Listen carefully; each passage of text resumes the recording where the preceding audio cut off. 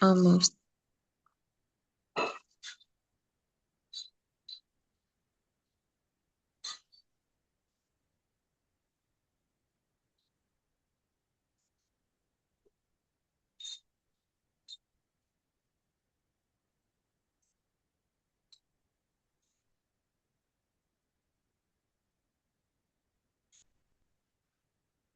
பிஸ்மில்லா. பெலூனாட கேன்செப்ட் படிச்சிக்கிறோம். பாப்போம் வந்து பாப்போம்.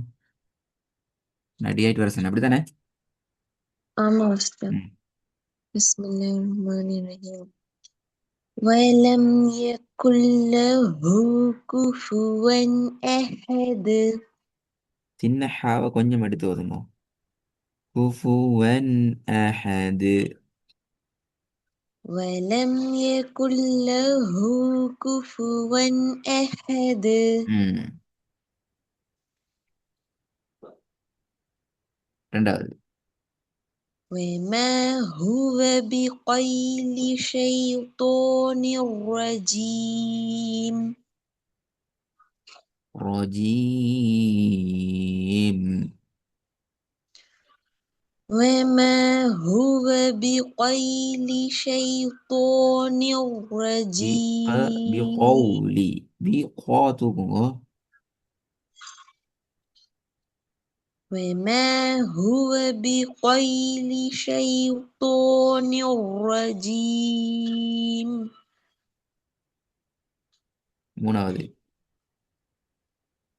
وَيْلٌ لِكُلِّ هُمَزَةٍ لُمَزَةٍ. திருப்பி போதுங்க. وَيْلٌ لِكُلِّ هُمَزَةٍ لُمَزَةٍ. அந்த சத்து உச்சரிப்பு கவனம் சேர்க்கிற வரணும். ஹுமஸத்தில் லுமஸ. وَيْلٌ لِكُلِّ هُمَزَةٍ لُمَزَةٍ. ஓகே. நாலாவது. فَهُوَ فِي عِيشَةٍ رَاضِيَةٍ. திருப்பி போதுங்க. فَهُوَ فِي عِيشَةٍ رَاضِيَةٍ. عيشة راضية. فَهُوَ فِي عِيشَةٍ رَاضِيَةٍ. ஐந்தாவது. إِنَّ رَبَّهُم بِهِمْ يَوْمَئِذٍ لَخَبِيرٌ. திருப்பி போதுங்க. إِنَّ رَبَّهُم بِهِمْ يَوْمَئِذٍ لَخَبِيرٌ. ஆறாவது.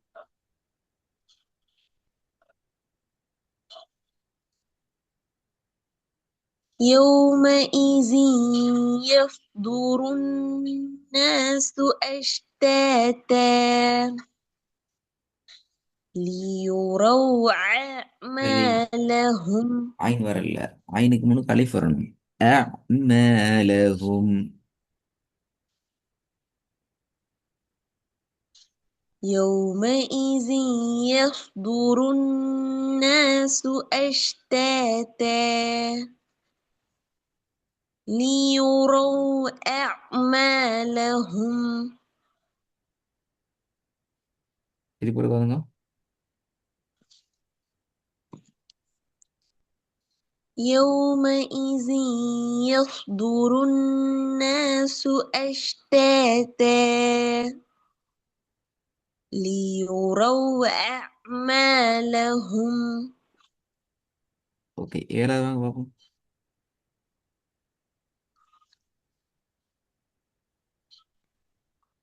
فَعَّالٌ لِمَا يُرِيدُ. ரா வள்ளி நம்ம அப்படியா யுரீது.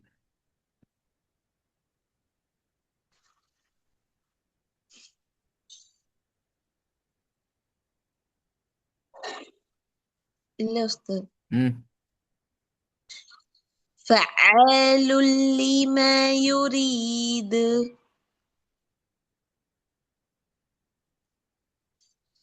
திருப்பி போதுங்க.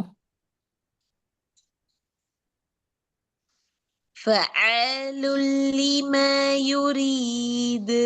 فع فع عينல ஷத்து வரணும். فعال لما فعال போதா. لما يريد. என்று சொன்னா அப்ப ஐன் ஷத்து வரலையே. فعال لما فعال فعال لما يريد.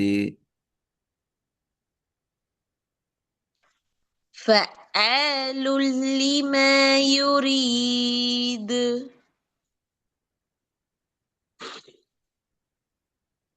ஐந்தாவது கொஞ்சம் வந்து பார்ப்போம். إن ربهم بهم يومئذ لخبير. திருப்பி போதுங்க. إن ربهم بهم يومئذ لخبير. ம் நல்லா. நாங்கள் இன்றைக்கு இன்னொரு முக்கியமான விஷயத்தை பார்க்கணும். இதுகாம் சட்டமே தானே. இதுகாம் பில் உண்ணா இதுகாம் பிலா உண்ணாட கேன்செப்ட் தானே. அது நீங்க நல்லா அவதானிச்சு பாருங்க. எல்லா சட்டங்களும் எத்தனை சொற்கள்ல வருது?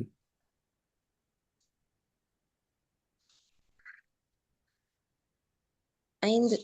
இல்ல, எல்லாமே இரண்டு சொற்கள்ல வரும். பாருங்க, யகுன் என்ற சுக்குன் செய்யப்பட்ட நூன் கடைசியா வருது. லஹு என்ற அடுத்த சொல்லிட ஆரம்பத்துல லாம் வந்திக்குது. அப்ப இது எத்தனை சொல் மொத்தம்?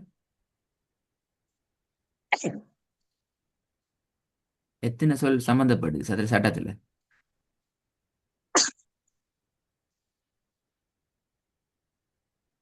மறுபடியும் விலங்கல் உஸ்தாத்.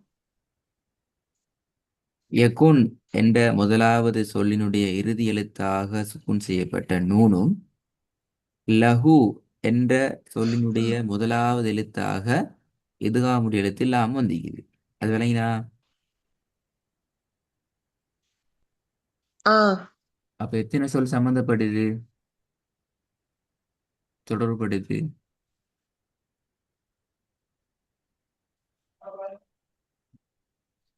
2.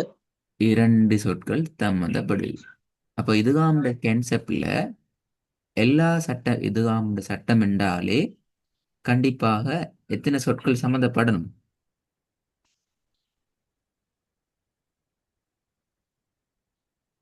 2 சொற்கள். இரண்டு சொற்கள் தான். அதான் விஷயம். இப்ப இங்க அடுத்ததுல பாருங்க பாவம், எல்லாத்துலயுமே இரண்டு சொற்கள் தொடர்படுதான்னு சொல்லி.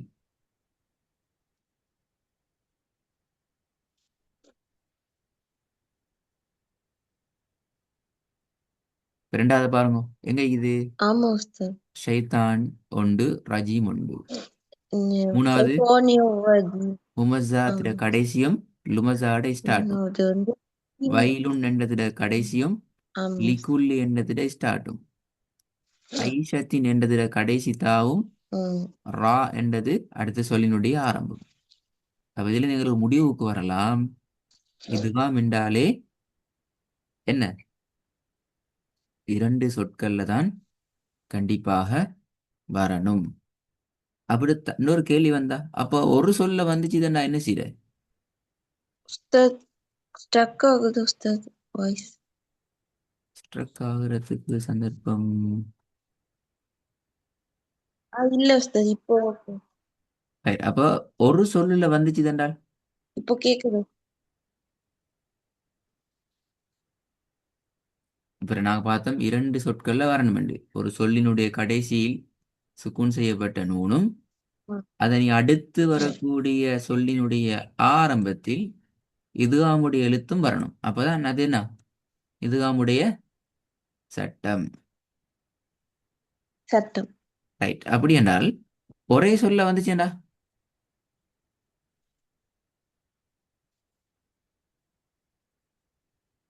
ம் ஒரே சொல்லில் சுக்கூன் செய்யப்பட்ட நூனும் அதே சொல்லில் இதுகாமுடைய எழுத்து வந்துச்சுதென்றால் அங்க இதுகாமுடைய சட்டம் பயன்படுத்தப்பட மாட்டாது. இப்படியும் குர்ஆன்ல ஓகே விஷயங்கள் இருக்குது, மறக்கப்படாது. எப்படி? ஒரே சொல்லிலேதான் இதுகாமுடைய எழுத்து சுக்குன் செய்யப்பட்ட நூன் அது வந்து அதை தொடர்ந்து என்ன வரணும்? இதுகாமுடைய எழுத்து வந்துச்சு அப்படி என்றால் அந்த உஸ்தாதுடைய இடத்துல எழுத்து. நாங்க இதுகாமுடைய சட்டத்தை பயன்படுத்த முடியாது. உதாரணம் பாருங்க. ஓகே. இப்ப பாருங்க, இது எப்படி ஓதுறது? சுக்குன் செய்யப்பட்ட நூன் வந்து இது பக்கத்துல இதுகாமுடைய எழுத்து வா வந்து இது. இந்த இடத்துல எங்களுக்கு ஒன்னா செஞ்சு சேர்த்து எல்லாம் ஓத இயலாது. என்ன காரணம்? ஆமா.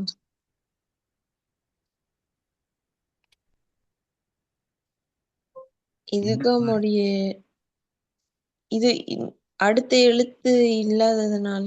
ஆஹா, அடுத்த எழுதுண்டா ம், என்ன எழுத்து இல்ல? இதுகாம் எழுத்து வா வைக்குது, சுக்குன் செய்யப்பட்ட நூன் வைக்குது, வேற என்ன ஆமா. வேணும்?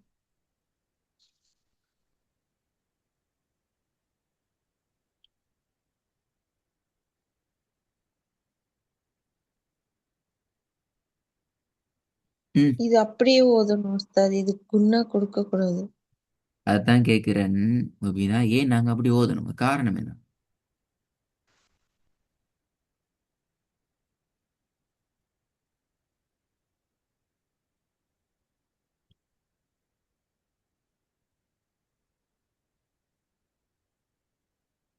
ஆ,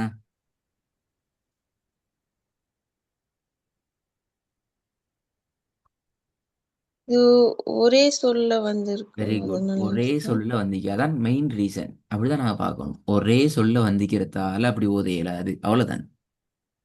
ஓகே. மேல மேல விஷயங்களை எந்த ஒன்றையும் கூட்டுதல் குறைவுகளை பத்தி யோசிக்கவே தேவையில்லை. ரைட்? ஒரே சொல்லுல வந்திக்கிறதால எங்களுக்கு ஓத இயலாது. ஒரே சொல், அவ்வளவுதான் விஷயம். நாங்க இதுல ஓகே. பரவாயில்ல, நாங்க 4 வார்த்தைகளை உங்களுக்கு அடையாளப்படுத்திக்கிறோம். நீங்க கொஞ்சம் தேடி பார்க்கணும், இதல்லாத வேற எதுவும் வார்த்தைகள் இருக்குதா பாருங்க. சின்வான். அப்ப என்ன செய்யணும்? சுக்கூன் செய்யப்பட்ட நூனையும் வெளிப்படுத்தி வாவையும் வெளிப்படுத்தி ஓதுவோம். துன்யா, கின்வான், புன்யான், இப்படி நாங்க வெளிப்படுத்தி கொண்டு ஓதி கொண்டு போவோம். இதுல ஓகே. மறைக்கிறதுக்கு மூடுறதுக்கு ஒண்டி இருக்காது.